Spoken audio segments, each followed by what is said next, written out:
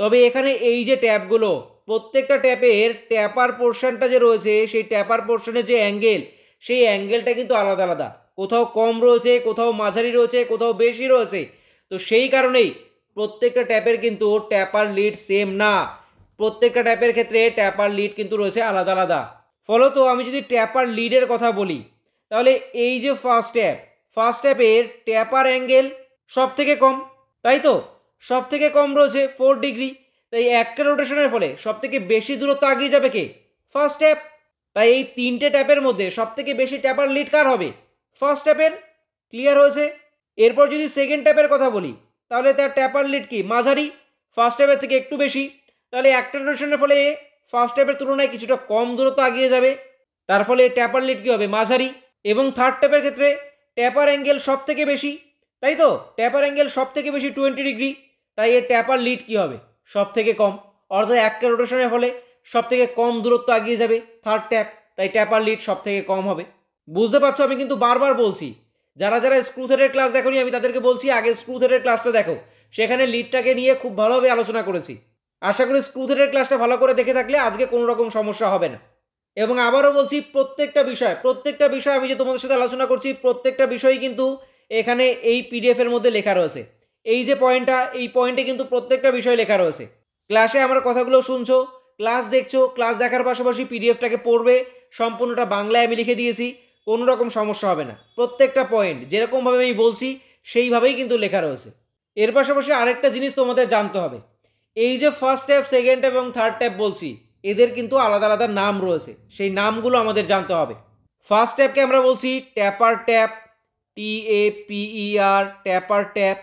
অর্থাৎ ফার্স্ট ট্যাপের আরেকটা যে নাম সেটাকে বলা হচ্ছে কি? ট্যাপার ট্যাপ।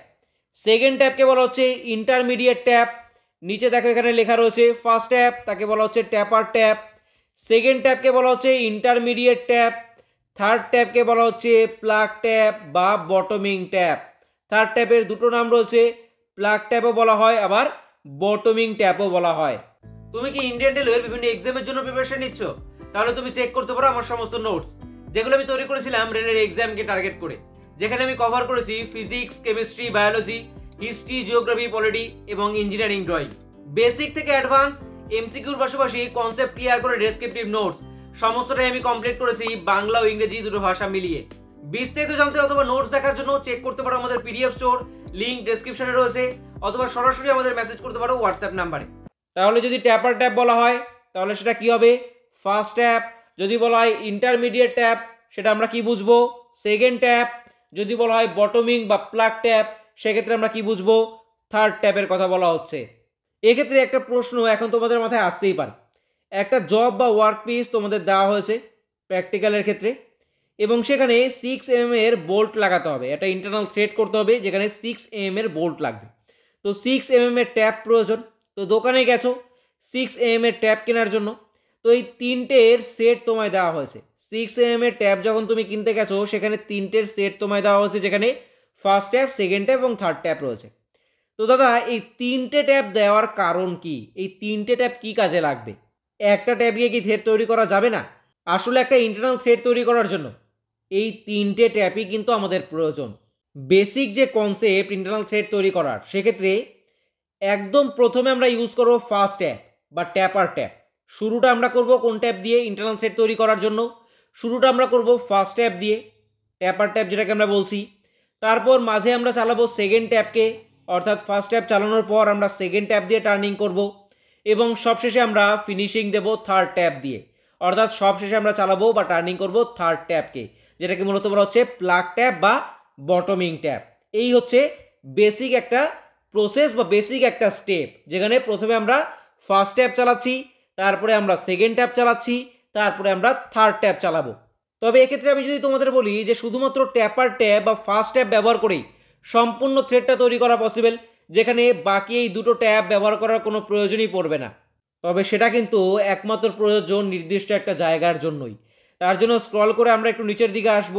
যদি হোলটা থ্রো হোল থাকে, অর্থাৎ আমাদের যে জবটা দেওয়া হচ্ছে, যেই জবের মাঝে আমাদের একটা ইন্টারনাল থ্রেড তৈরি করতে হবে, সেই জবের যে হোলটা, সেই হোলটা যদি থ্রো হোল থাকে এইরকম আর পার, মানে এইটা হচ্ছে আমাদের জব, তার মাঝ বরাবর একটা হোল রয়েছে, থ্রো হোল, অর্থাৎ এখান থেকে আমাদের আর পার হয়ে গেছে, পুরো এখান থেকে ট্যাপটা যদি ঢোকে এই পাশ দিয়ে সে বেরিয়ে যাবে। এই রকম যদি থ্রো হোল থাকে ছোট শর্ট সাইজের, অর্থাৎ এই রকম শর্ট সাইজের, অর্থাৎ এখান দিয়ে আমাদের ফার্স্ট ট্যাপটা ঢুকছে, এখান দিয়ে সে আবার বেরিয়ে যাচ্ছে, তো সেই রকম যদি শর্ট সাইজের থ্রো হোল থাকে তাহলে শুধুমাত্র ফার্স্ট ট্যাপ বা ট্যাপার ট্যাপ ব্যবহার করেই কিন্তু সম্পূর্ণ থ্রেডটা তৈরি করা পসিবল। কারণ এখানেও দেখো সম্পূর্ণ থ্রেডটা কিন্তু রয়েছে, ট্যাপার পোর্শন কিন্তু শুধু এইটুকু, বাকি এই যে পোর্শনটা এখানে কিন্তু সম্পূর্ণ ফুল থ্রেডটাই রয়েছে। তো এক্ষেত্রে যদি আমাদের জবের সাইজ এইটুকু হয়, যেখান থেকে আমাদের ট্যাপটা ঢুকছে এখান থেকে এতটা অংশ বেরিয়ে গেল, তো এই পোর্শনটায় তো ফুল থ্রেড রয়েছে, তো এখানে তো আসল থ্রেডটা আমাদের তৈরি হয়েই যাবে, বাদ বাকি এই দুটো ট্যাপের আমাদের কোনো প্রয়োজনই নেই। তবে যদি হোলটা আমাদের ব্লাইন্ড হোল হয়, অর্থাৎ এই রকম পুরোপুরি আর পার না, এখান থেকে বেরোচ্ছে না এই পর্যন্ত, তো যখন আমরা ট্যাপটা এই পর্যন্ত চালাতে পারবো, তাহলে এই পর্যন্ত আমাদের তো ট্যাপার পোর্শন রয়েছে, তো এই পোর্শনে তো থ্রেড তৈরিই হবে না, যেহেতু ফার্স্ট ট্যাপের ক্ষেত্রে প্রথমে এই পোর্শনটা ট্যাপার, তো এখানে সেই রকমভাবে থ্রেডই নেই, তো সেই কারণে আমাদের সেকেন্ড ট্যাপ চালাতে হবে যেখানে ট্যাপার পোর্শনটা একটু কম, তারপরে থার্ড ট্যাপ যেখানে ট্যাপার পোর্শন একদমই কম, তাহলে একদম লাস্ট পর্যন্ত কিন্তু আমাদের থ্রেড তৈরি হবে, একদম লাস্ট পর্যন্ত আমাদের থ্রেড তৈরি হবে। আর যদি শুধুমাত্র এই ব্লাইন্ড হলে আমরা ফার্স্ট ট্যাপ চালাই, তাহলে হয়তো আমাদের ট্যাপটা শুধু এই পর্যন্তই তৈরি হবে, সেক্ষেত্রে আমাদের ট্যাপটা শুধু এই পর্যন্তই তৈরি হবে, কারণ বাদবাকি পোর্শনটা ট্যাপারের জন্য আমাদের কিন্তু সঠিক থ্রেডটা তৈরি হবেই না। বোঝা গেছে? তাহলে কোন ধরনের হোলের ক্ষেত্রে আমরা সম্পূর্ণ থ্রেডটা শুধুমাত্র ট্যাপার ট্যাপ বা ফার্স্ট ট্যাপ ব্যবহার করেই চালাতে পারি বা করতে পারি, বা কোন ধরনের হোলের ক্ষেত্রে আমাদের তিনটে ট্যাপই চালাতে হবে। বোঝা গেছে? এখন তো শুধু কনসেপ্টগুলো ক্লিয়ার করছো, পরবর্তীতে যখন চাকরি পাবে আমাদের মতো এরকম প্র্যাকটিক্যালি করতে হবে তোমাদের ওয়ার্কশপে কাজ, তখন কিন্তু এই রকম ট্যাপ অনবরত, হয়তো যেরকম জায়গায় তুমি কাজ পেয়েছো সেখানে অনবরত এই ট্যাপের কাজ রয়েছে, ট্যাপ চালাতে হচ্ছে, তখন কিন্তু বুঝে শুনে সেখানে কাজটা করতে হবে তোমায়। যেমন আমি ক্যাব উইন্ডোতে যখন কাজ করি, এর আগেও একটা ভিডিওতে তোমাদের আমি বলেছিলাম যে ক্যাব উইন্ডোতে যখন আমি ক্যাব উইন্ডোগুলো লাগাই ইঞ্জিনের মধ্যে, তো সেক্ষেত্রে আমাদের কিন্তু ট্যাপ চালাতে হয়, তো সেক্ষেত্রে কোথায় কীরকম কখন আমাদের ট্যাপ চালাতে হবে, কোন হোলের ক্ষেত্রে কীরকম, সেটা কিন্তু আমাদের বুঝে নিতে হয় হোল ওয়াইজ। তো সেগুলোই কিন্তু কনসেপ্টটা এখান থেকে তোমাদের ক্লিয়ার করে নিতে হবে, যেরকম পরীক্ষায় কাজে লাগবে পরবর্তীতে প্র্যাকটিক্যালেও কিন্তু কাজে লাগবে। কোনটা থ্রো হোল, কোনটাকে ব্লাইন্ড হোল বলা হচ্ছে, বিষয়টা বোঝা যাচ্ছে। ব্লাইন্ড হোল, এখানে ব্লাইন্ড হোল আমাদের জব পুরোপুরি ভেদ করে যাচ্ছে না এই পার থেকে ওই পার, সেটাকে বলছি আমরা ব্লাইন্ড হোল। এবং যদি জবের এই পার থেকে ওই পার পুরোপুরি ভেদ করে হোলটা চলে গেছে, সেটাকে আমরা বলছি থ্রো হোল। থ্রো হোলের ক্ষেত্রে এটা হচ্ছে শর্ট এবং এটা হচ্ছে লং, এবং ব্লাইন্ড হোলের ক্ষেত্রে এটা হচ্ছে শর্ট, এটা হচ্ছে লং। লং মানে একটু বড় আর শর্ট একটু ছোট, এটাই হচ্ছে বিষয়। এবার ট্যাপের যে সাইজ, সেই সাইজের উপর ডিপেন্ড করে তুমি তো বুঝতেই পারবে যে তোমার যে হোলটা সেটা আর পার গেলে তোমার ট্যাপটা এই পার থেকে ওই পার অবধি পৌঁছাবে নাকি পৌঁছাবে না, সে অনুযায়ী তোমার ফার্স্ট ট্যাপ, সেকেন্ড ট্যাপ এবং থার্ড ট্যাপকে ব্যবহার করে থ্রেডটাকে সম্পূর্ণ করতে হবে। কোনটা ফার্স্ট ট্যাপ, কোনটা সেকেন্ড ট্যাপ এবং কোনটা থার্ড ট্যাপ, সেগুলোকে বোঝার জন্য শ্যাঙ্কের মধ্যে কিন্তু মার্কিং করা থাকে বা লেখা থাকে। মার্কিংয়ের যে একটা প্রসেস সেটা হচ্ছে অনেকটা এইরকম লাইন কিন্তু দেওয়া থাকে।